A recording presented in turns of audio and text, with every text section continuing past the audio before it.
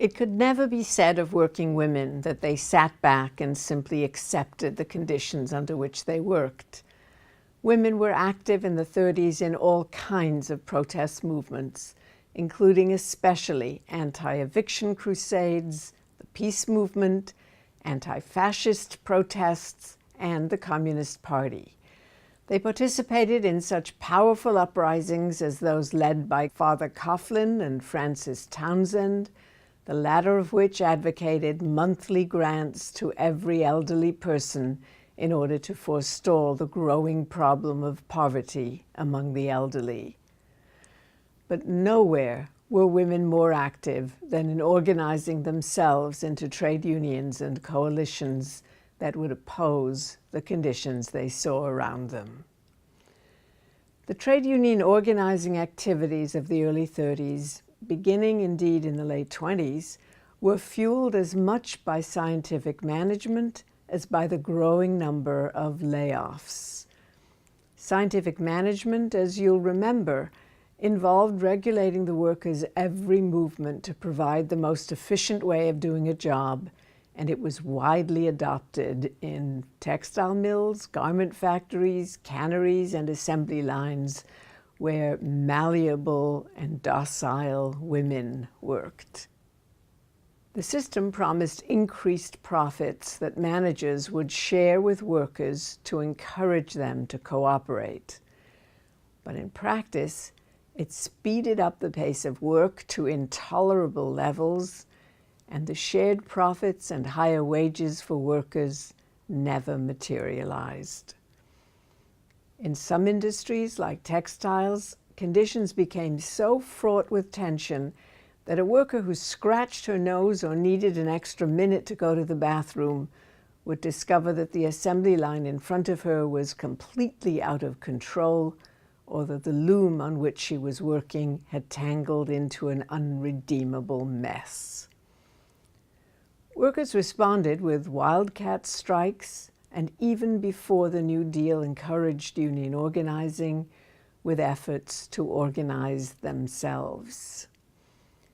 After the passage of the National Industrial Relations Act, workers dramatically increased their efforts. Women flooded into the garment and textile workers' unions, as well as into unions of electrical workers and auto workers. Those unions doubled and tripled their membership within a year, so that the unions themselves could not keep up with the new membership. And when the Congress of Industrial Organizations formed itself out of a breakaway group from the American Federation of Labor, union organizations seemed the answer to many working women. Unlike American Federation of Labor affiliates, which organized mostly male workers around their particular skills, the CIO welcomed all the workers in a given plant, and with luck, in a given industry. Their unions would represent all workers, including women. The rise of the CIO industrial unions made a huge difference.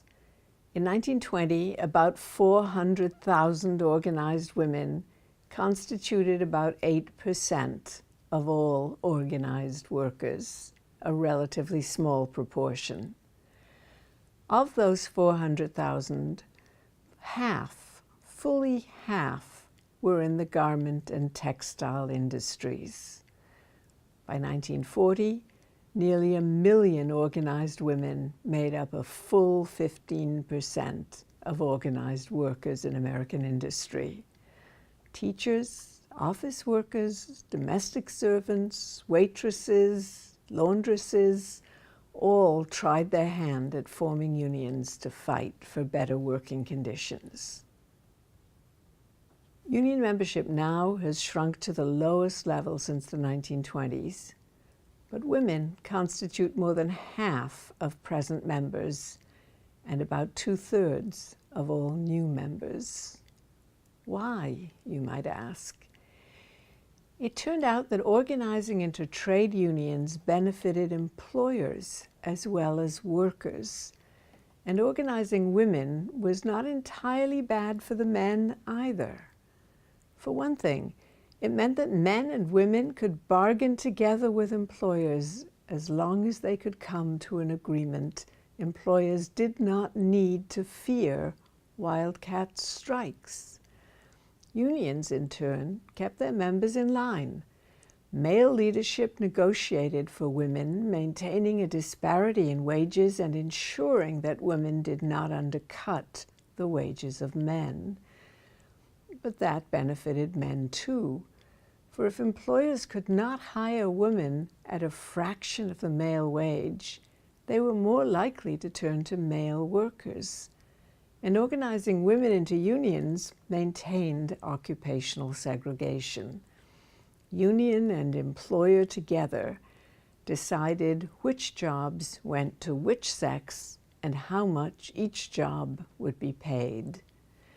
Their agreements stabilized the occupations in which men and women worked, created separate male-female seniority lists, and discouraged both sexes from crossing gender barriers. Curiously, unionization did not challenge women's family responsibilities. Rather, as Bessie Abramowitz-Hillman has demonstrated, they extended those responsibilities into the public sphere. Bessie Abramowitz, the wife of Sidney Hillman, president of the Amalgamated Clothing Workers Union and a loyal friend of FDR, had been largely responsible for organizing the 1914 strike that sparked the Amalgamated's existence. Then she became Mrs. Hillman and briefly settled into child-rearing, giving up her leadership position in the union.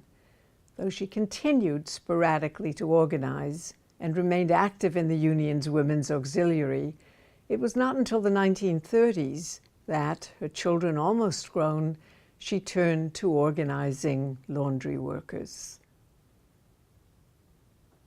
Rose Posada, recent immigrant, anarchist, and a woman with an unorthodox history of relationships with men, demonstrated a deeply felt consciousness of women's needs when she went to work as an organizer for the International Ladies Garment Workers Union. A dressmaker by training, she joined the union in the early 1920s, working her way up to become first an organizer and then a vice president of the ILG. As an organizer, Posada developed innovative methods for attracting women to the union. These methods included shaming men who refused to take women seriously and recognizing that women's needs were different from those of male workers. For example, she encouraged striking women to suspend their protests over the Easter holidays because they would need their wages to buy new clothes for their children. Once, she persuaded her parent union to provide the children's Easter clothes so that women could remain out on strike. To discourage women from scabbing against strikers, she pelted scabs with eggs that would drip over their clothing. She knew those women would go home rather than to work in damaged clothing.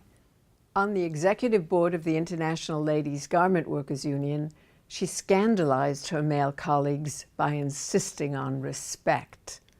When she didn't get it, she resigned after a decade of struggle with them. Still, women could not move their unions to commit themselves to sex equality in any form.